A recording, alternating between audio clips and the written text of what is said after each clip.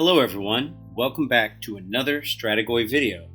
Today's bonus video is essentially just going to be a deep dive into some of the Excel behind the scenes with our last Math Hammer video featuring the Kurnoth's comparison of the swords and scythes. So this isn't necessarily intended for everyone, and if you tune out quickly, I totally understand. But for those of you out there that wanted to see how I approach doing the Excel for these units and these comparisons, I thought you might find this interesting, since we essentially just reported the results in the last video and didn't really talk about how we arrived at our decisions. That said, I won't be covering too much of the math here, and I'm just going to try to breeze through this. If you have any more questions about this, feel free to post them in the comments.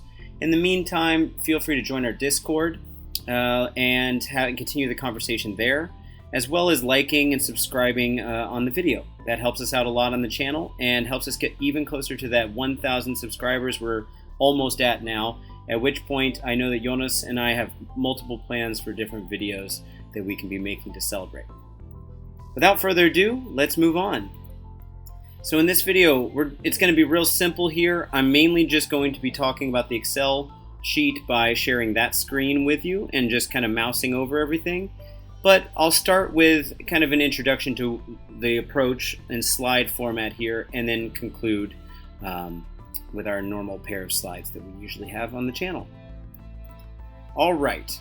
So beginning with our goals for the Excel file that we wanted to make, and then what we have to do to make that actually happen in short, summarized form here before actually jumping into the spreadsheet. So some goals that we have for the Excel file were clearly to have the basic swords versus scythes comparison. This includes getting the math right on everything, of course. Then we wanted to look at what happens when we apply all 6 of the single buffs we discussed in the video, and then all 15 of the pairs of double buffs that were possible. That's followed by reinforcing the unit to 6 times, which we discussed was going to be 1 big unit of scythes versus 2 small units of swords. And then finally, graphing everything to better present for visual inspection instead of just looking at numbers side by side. As far as making it happen is concerned, we have more or less 1 point for each on the right here for each point on the left, though that's not entirely lined up here. So to get the basic attack profile right, we have to, of course, understand the underlying math and get the formulas situated in our Excel. Once we do this, we can, of course, copy and paste things over with a few exceptions to make it easier for processing this much information without having to totally rebuild everything from scratch. We also want to look at the per model versus per unit output, as I usually start with per model and then multiply out to get per unit. I also looked at the percentage that the swords were better relative to the scythes at any given state, and how improved each of those independently were of their base version. So for example, if we had +1 to hit, how much better that was than the base profile. Then I had a whole separate sheet for ranking top 3 rankings for all double buff combos. And then how do we represent the reinforcing to 6 times with the swords? That was a little different than just doubling things up with the scythes. And finally, of course, knowing how to make consistent graphs that look good and that are directly comparable to one another inside Excel. I don't want to go into too much detail here, but at the same time I want you guys to see how I basically do this. So this is, as you can see, the base profile. I have a floating frozen row up here to represent the columns that I want to use, and I'll be going through and doing the buffs in each one of these sections separated by the lines here. So in the base profile, let's look at the swords first. The way I like to do this is look at a single model. So we've got 2 profiles listed here. This will be A, representing what happens if their attacks go through normally, and B, what happens if their attacks go through as the mortal wounds that happen on 6s to hit. There are 4 attacks for each, and you might think, well, that's 8 attacks, right? But no, we're going to split up the probability. So it's still 4 times 3 out of 6. So we can see that I've saved this as 3 out of 6. That would be getting a 3, 4, or 5 on a d6 because we're saving 1 out of 6 for the chance that it turns into a mortal wound. And then the to wound roll here. Now, this is 4 out of 6, which represents a 3 plus, 3, 4, 5, or 6, 4 out of 6. But this is 6 out of 6. Why? Because it skips the to wound gate when it's mortal wounds. And then rend, this has 1 pip of rend, 1/6.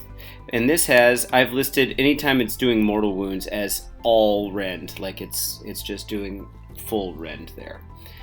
And then the amount of damage that goes through. If one of the normal ones finally goes through, it gets multiplied by 2. If the mortal wounds go through, any of these go through, so that's 4, and then 1/6 of 4, and then if that happens, times 2.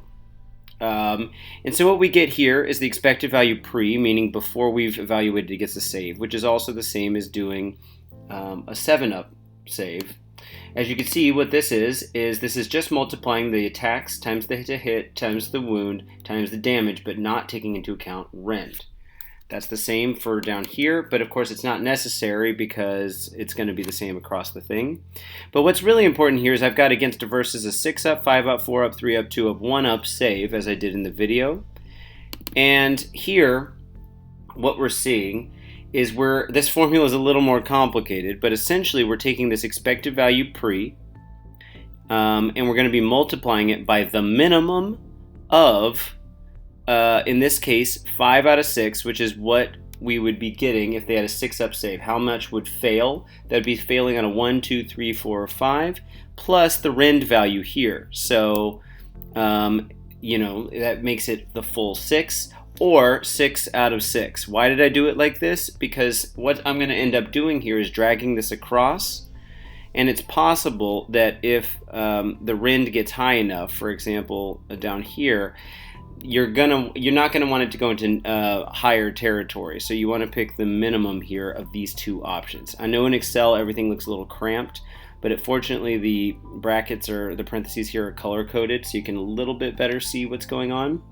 Also, if you don't know Excel, using the $sign here is what keeps it so that the I, so this column does, as I pull to the right, which I'm going to do to copy the formula to each of these cells, doesn't end up changing. It stays on this, fixed on this cell for this row, as you'll see when I click here. Now I did manually go and change this to 4 out of 6 now, which is the difference between a 6-up save, which is 5 over 6 failing, and 5-up save, which is 4 out of 6 failing. I did have to manually input all those. A smarter way to do that would of course be to just type in the number that you want up here in the title and then have it drag across and copy those numbers. And I might do that on my next one because this ended up becoming a bit of a hassle. But for clarity's sake, just up here I wanted it to be like this. I could have also created a second column maybe, or second row here that was fixed that I could have copied. But anyway, it is what it is. So yeah, and then we get down here. Same thing with the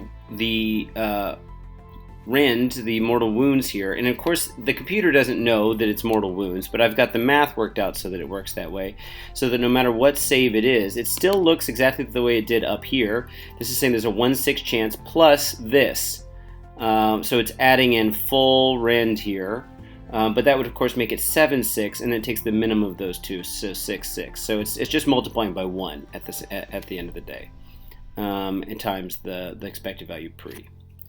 And then what I did is we just summed them up. So this is just the sum as we go left to right of what it would be when you sum up those mortal wounds and regular attacks after a given save. Now, to get the unit size for MSU, so smallest unit, a three-man unit, what I did here was say, look, the champion. So let's do this. If we look at this cell, it computes it as well. It's 3 attacks, which is, it's 3 times, it's 3 men, plus 1 over D5. Now what's D5? D5 is this. 1 over this amount is how much we're going to add for that one extra attack that the champion gets. So in this example, he gets one extra attack, so it becomes 1/4. So the total amount of multiplier that we're using for each unit is 3 1/4. It gets 3 1/4's worth of attacks more than the base single model profile when you put that champ in. When we do it with the Scythes, they actually only had 3 attacks, so adding 1 attack actually means that when you have the champion in there, it's 3 1/3. So that's how that works.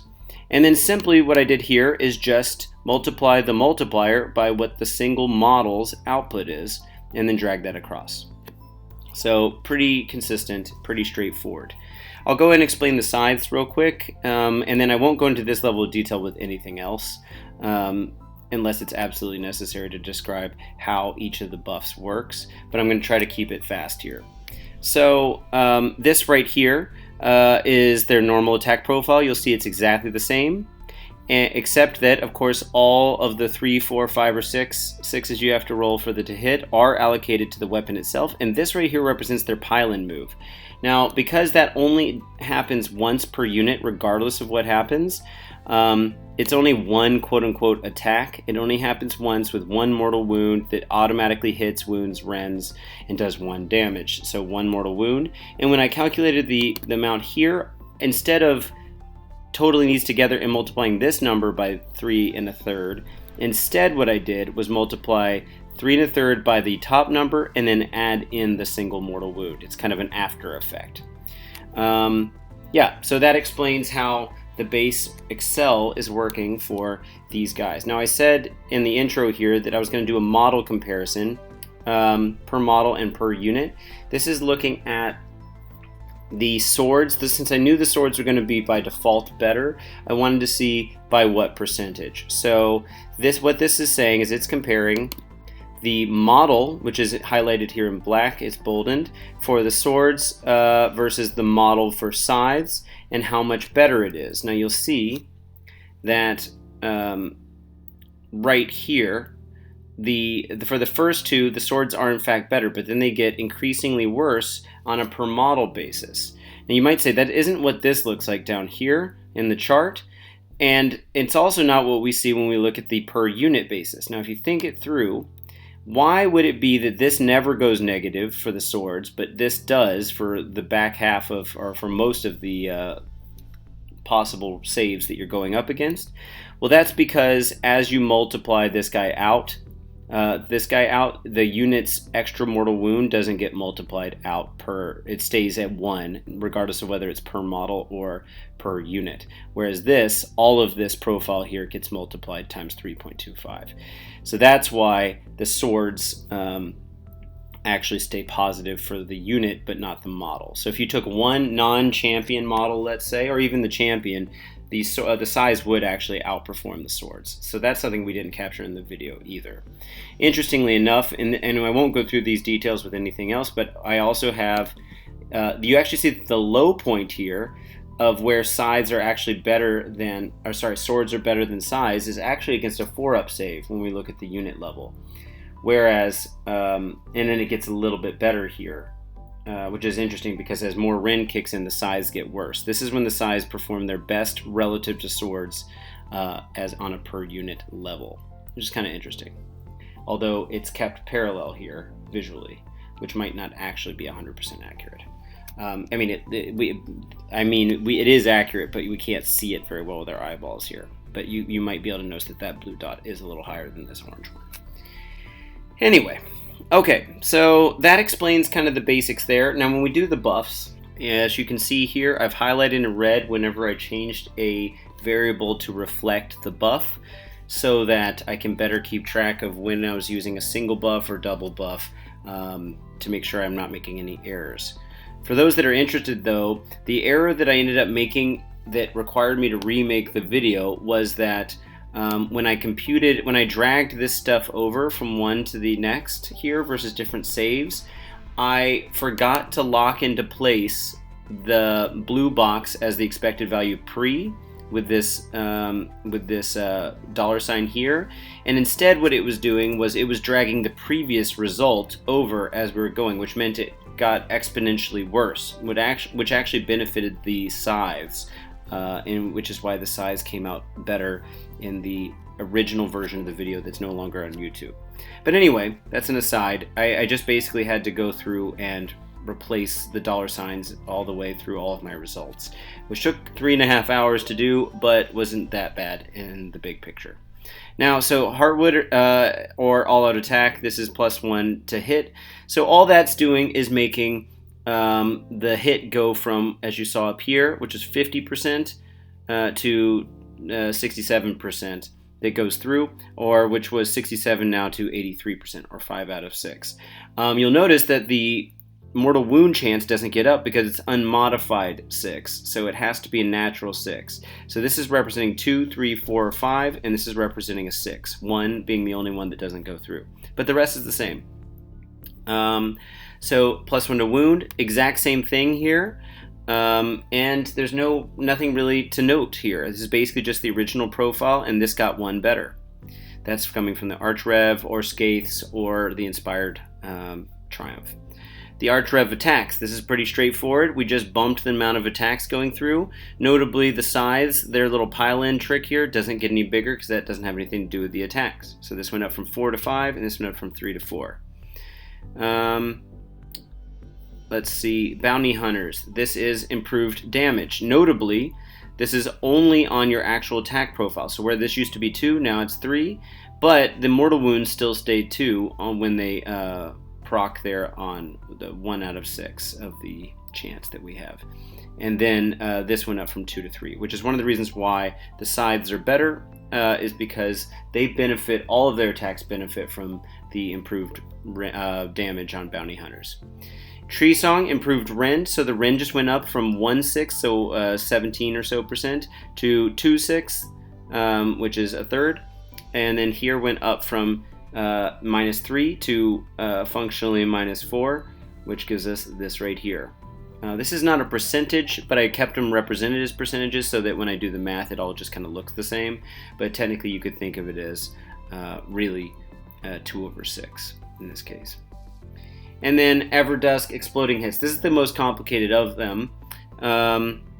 In short, what we had to do was add in, so the swords already had a line for an exploding hit, so that doesn't really change anything. Now you say, why is the to wound bigger than 1? Isn't this a percentage? Well, yes and no. I didn't want to add an extra column for the fact that it doubles up after that. So what happened was, on a 1 out of 6 chance, if we look at this, there's a 4 out of 6 chance that it to wounds, right?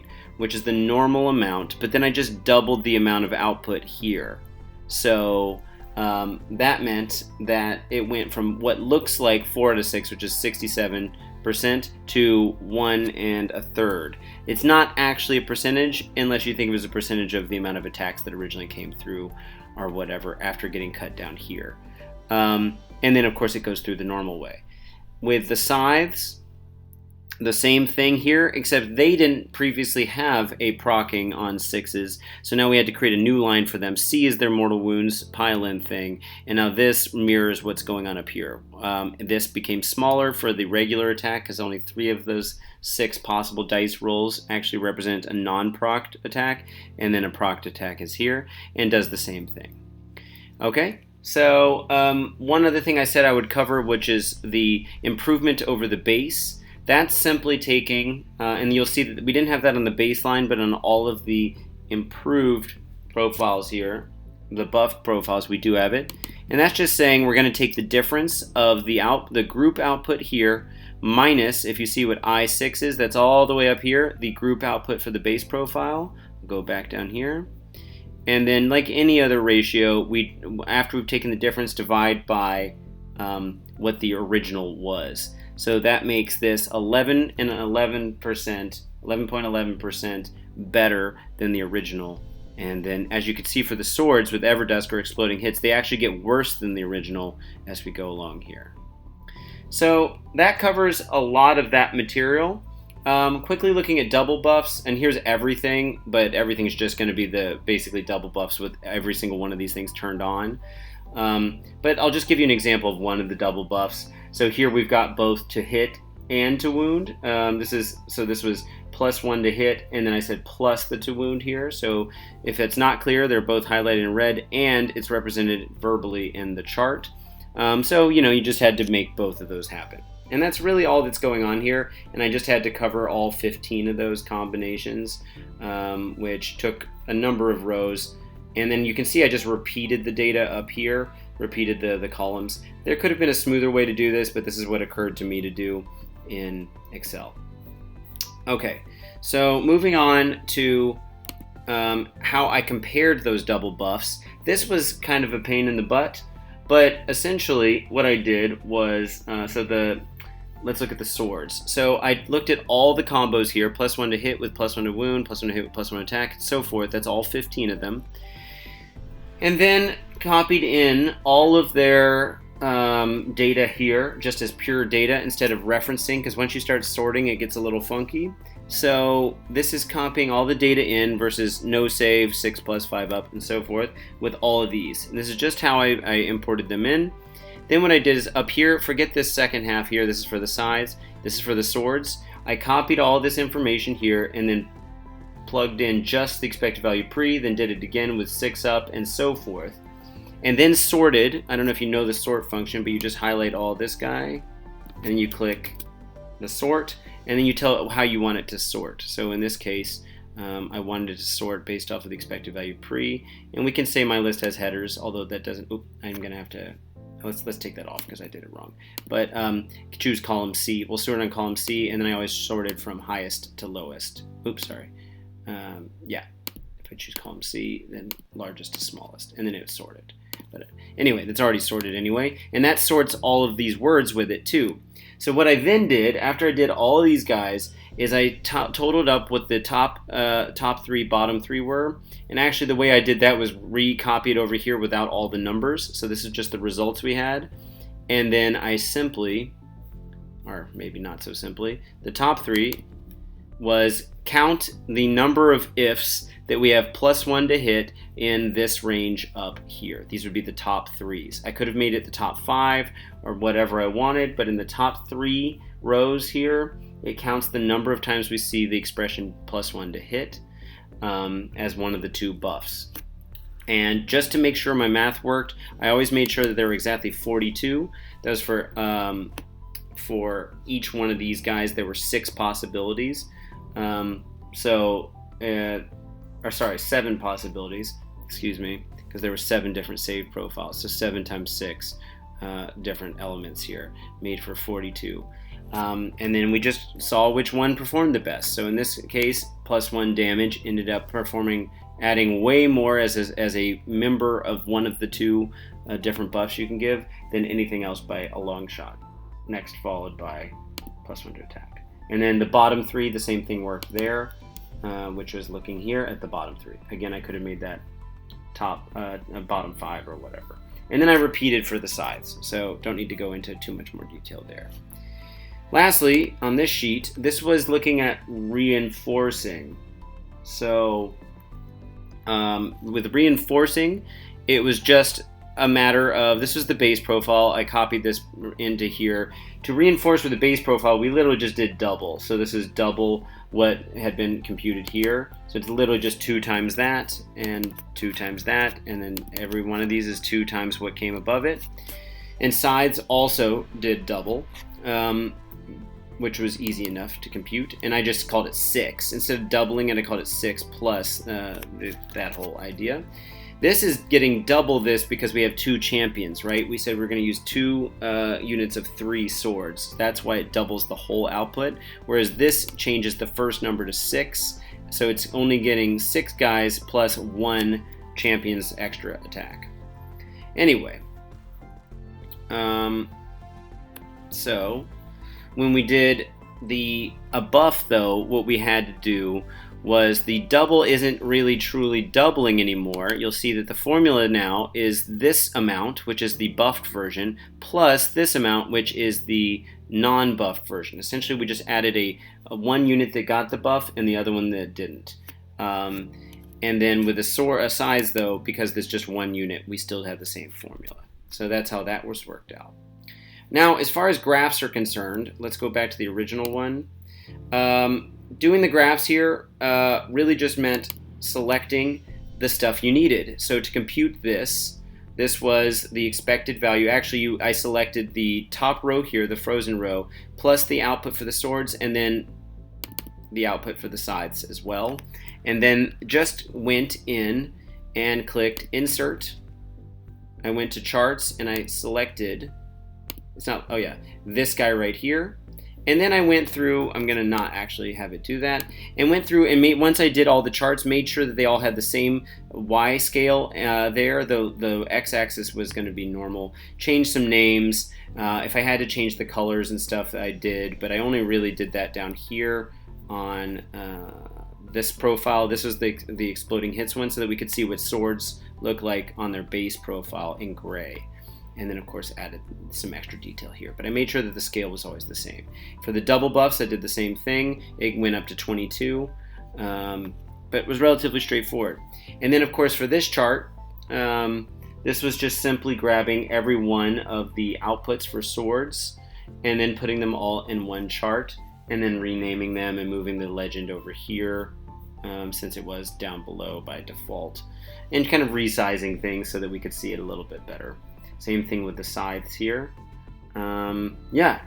So I hope this gives you guys a good sense of how the whole process works. I might be sharing this Excel file. I'm not 100% sure, but this is kind of how I work by default, building everything from scratch. So I know that everything works the way it needs to, and if I make a mistake, I end up learning a lot about Excel for how to fix it for next time. Alright, so in conclusion, why not use StatsHammer? Why do I go to all this effort to do the Excel files myself instead of using the already pretty handy, useful app that's existing on the internet now and that a lot of people find easier to use? Well, StatsHammer can't do everything, and it's the way it visualizes things is the way that the designers of StatsHammer meant for it to visualize things. It's perhaps the way that they think is optimal, but that might not be what's optimal for you, and I know for a fact it's not how I visualize things or how I want to see things represented. So using Excel is infinitely customizable and tailored to your needs. Like any other version of writing your own code, yes, there's a steeper learning curve involved in learning how to write it and or learning how to work with it. Excel isn't exactly code, but it's kind of code-esque.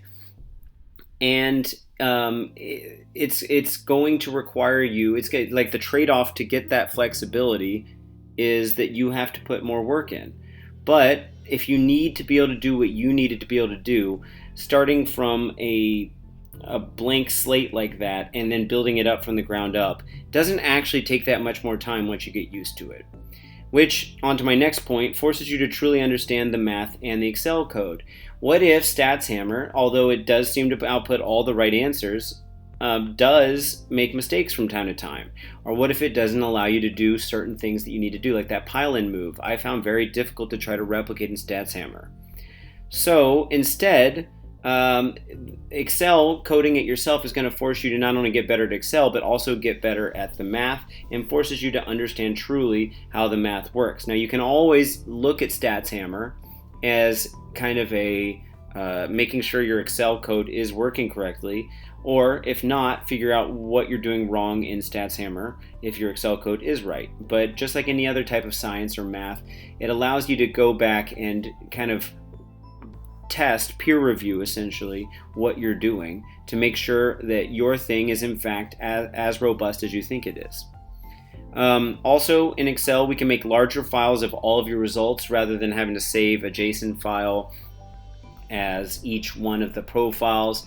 And you can of course copy and paste your templates for different things for all of your different armies.